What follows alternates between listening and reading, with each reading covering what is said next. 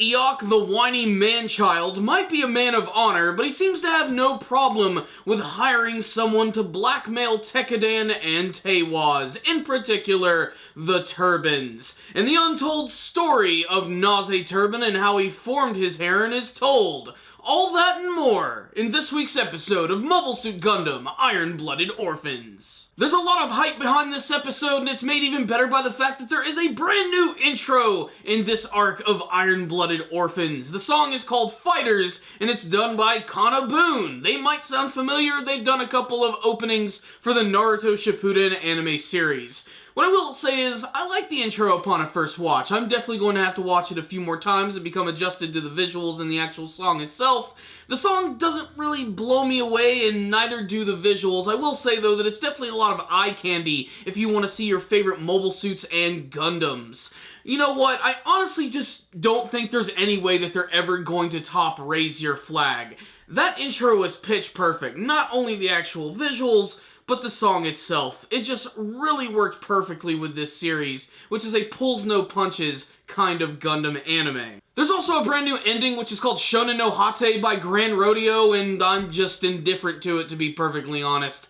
It doesn't really do much aside from just watching all of the main cast stand right next to the Gundam, but it's classic in a way. It's inoffensive, and I'm sure a lot of people are gonna like it. And speaking of liking stuff, this week's episode was really welcome, as we got a lot of backstory about how Naze Turbine actually formed his harem, met Amida, and then eventually created the Turbine group. It's basically a rags to riches kind of story, but I really appreciate it because now I see these characters as more than just sort of your rudimentary side character that you would see in just about any other Gundam series. Not only that, but there's a lot of Amida wearing practically nothing.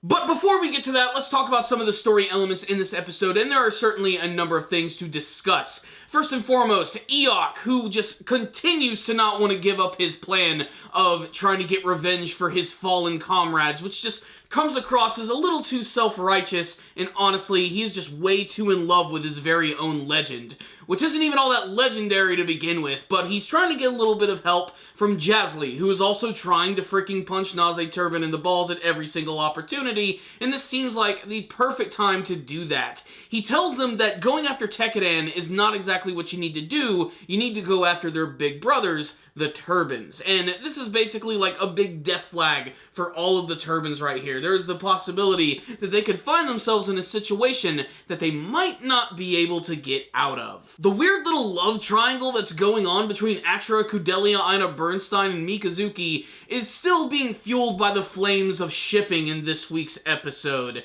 There's a really cute scene where Mikazuki is connected to the Gundam Barbatos, and it also got me thinking, what if they were able to rig up some sort of like weird backpack that could actually have like the same power generators as they use on these Gundams, which would allow him to hook up to this thing, which would basically allow him to move.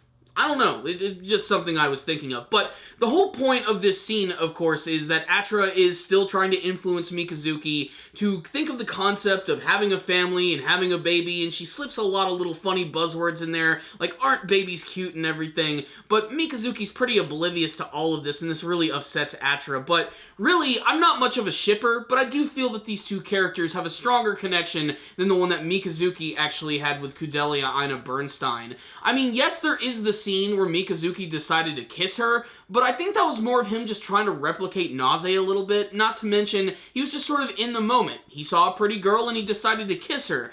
I'm not sure what sort of feelings he actually has for her, if he has any sort of feelings for either Atra or Kudelia. It's hard to see, but Atra is still dead set on making sure that Mikazuki is going to impregnate either one of them, and she might even try to make this whole little three-way thing a reality. All I know is, it's funny, it's cute, it's a little awkward, and I love the fact that Kudelia is just constantly not knowing how to deal with any of this stuff. She's just so nervous, it's freaking hilarious. So, right after all of those ridiculous shipping shenanigans, we finally move on to the backstory of Naze Turbine. Back in the distant year of not specified, Naze Turbine was a lone trafficker. He wasn't even a part of Teiwaz yet, and he hired a mercenary who just so happened to be Amida, otherwise known as his very first wife, an incredibly bombastic anime chick. One thing led to another, they ended up falling in love, and he was also introduced to this group of freighters who were run all by these kick-ass space women, and essentially he just decided decided to start working with them, bringing them into the fold,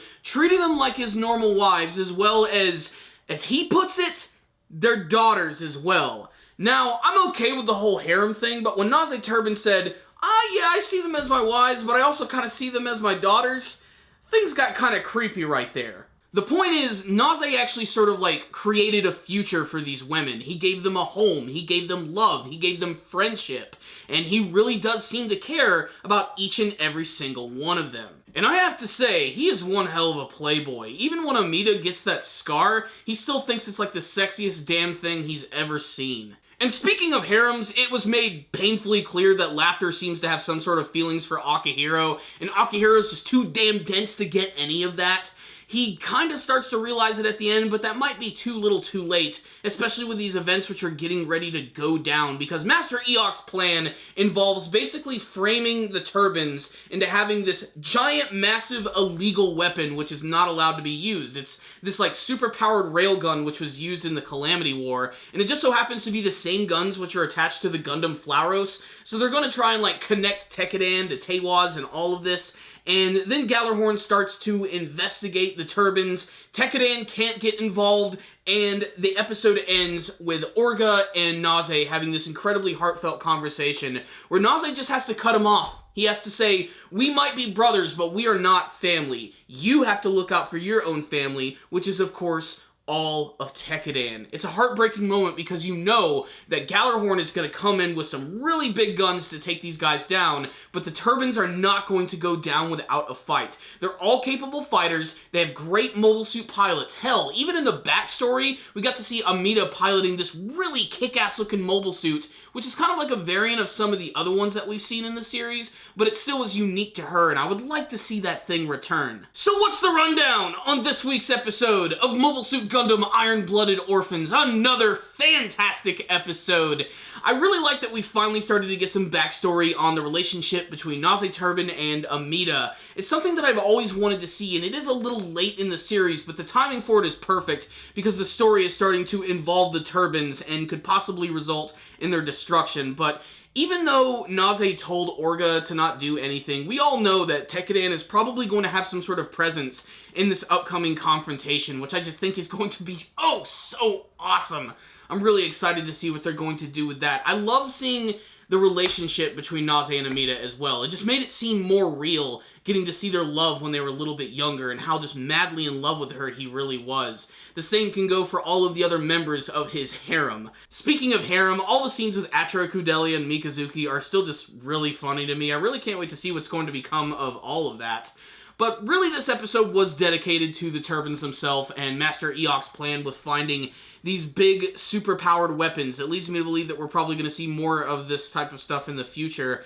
And if he does manage to get away with this, man, screw Iok. He is officially one of the most annoying characters of the series, and I'm totally waiting for his comeuppance at this point. I know it's going to happen, and damn, it is going to be sweet. There's also a few other small scenes in this episode, like McGillis Farid, who still has the biggest hard-on for the Gundam Barbatos Lupus when he saw it fighting against the mobile armor. I have a feeling he's probably going to find a way to actually fight like Mikazuki, maybe even find a way to control the mobile armors for his very own use, because despite the fact that he seems like a righteous gentleman, I still think there's something not quite right about him. And speaking of McGillis Farid, there is Vidar, who, again, they basically are just telling us that this is Gaelio, who has officially been reborn as some sort of weird, freaky cyborg man. I can't wait to see what sort of damage he actually sustained. If he looks all freaky, if he's going to be all like RoboCop-like.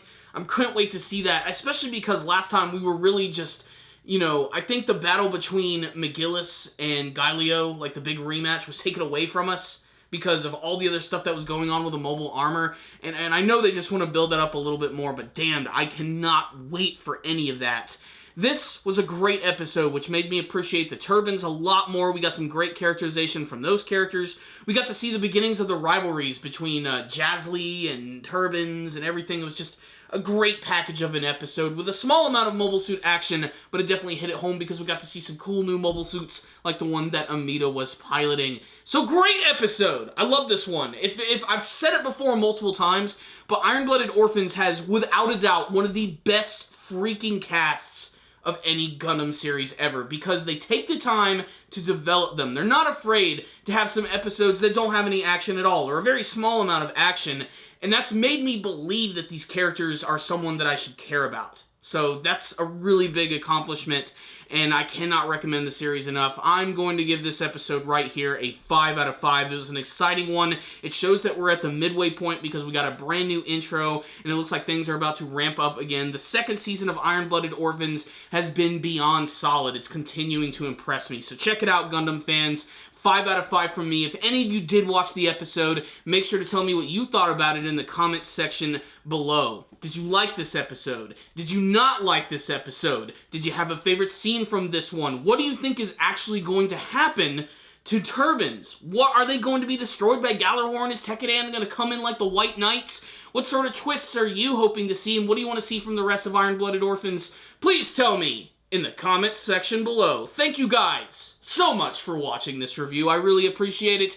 Make sure to subscribe to the channel. If you liked this video, please give it a thumbs up. It's really easy to do and it helps out our videos a lot. And please leave me a comment or two. I will see you guys next time. And as always, stay dandy, baby.